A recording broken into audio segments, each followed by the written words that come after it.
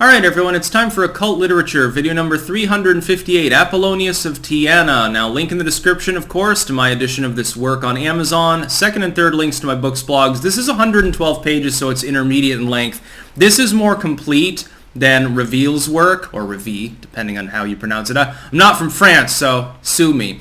This is a fairly complete work that takes a look at Apollonius from his birth up through his early childhood, all the way through to his death. But importantly with this work, as opposed to the prior one that I edited, it has two things that are fairly important. The first is that it more often cites other analysis of Apollonius, because the primary material about Apollonius is basically limited just to Philostratus. That's basically it. His particular texts and writings, that's all. And Apollonius has a friend called Damis and wanders around and does various miracles, although they're interpreted differently even in the contemporary time, meets with various groups, gives his beliefs about these groups. You have a bunch of letters, actually, supposedly between Apollonius and others. Some claim they're spurious, others claim that they're legitimate. Many would claim that it's a hodgepodge. Some are correct and some of them are bullshit, and it may be impossible to ever tell.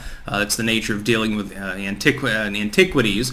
But it also contains a full bibliography. So it alludes to other works, and then it gives a full multi-page list. Now, a lot of those works are in French and German, because when you're looking at the earlier period, especially of religious history, the Germans and the French were the two big ones that got in first. The English-speaking world really was tertiary when it came to the study of some of these antiquities. The French were kind of the first.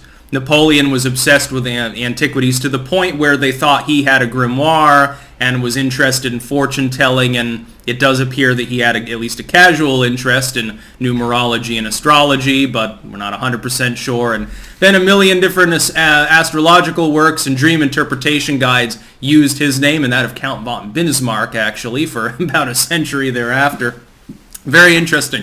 One of them even used the name of Thomas Jefferson, but I couldn't track down any further info on the work, and it may be extinct. This is why I've got my literary project going on. I don't want any of these works going extinct. So this is a very good guide overall. If you're interested in Apollonius as a subject, this is, I mean, other than having a full transcribed version of Philostratus works and sort of like the words of Eusebius and a few of these others at the time, this would be probably the best analysis that I've encountered. And I've got multiple works. I have planned to release a couple of others, but I don't want to have like 5 or 6 works on just the single topic of a single person, because at some point when you only have that one primary document, anything extrapolated from it just becomes opinion.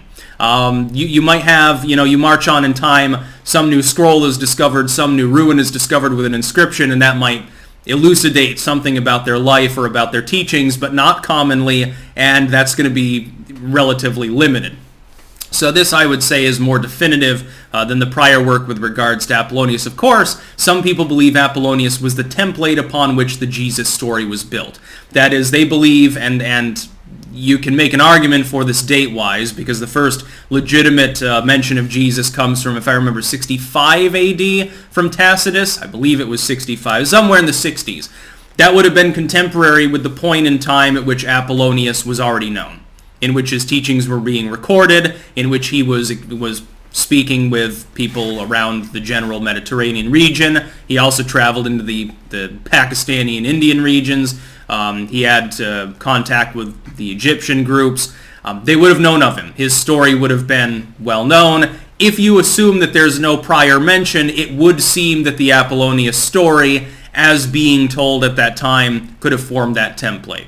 Because, of course, you're talking about a span of 35, 40 years post supposed death of Jesus. Otherwise, you would expect that Apollonius was somehow simply making the same conclusions that Jesus did in many ways, including the wanders to Egypt and the missing time period, which some people ascribe to being an Essene and possible influence from Iran, what then was Persia.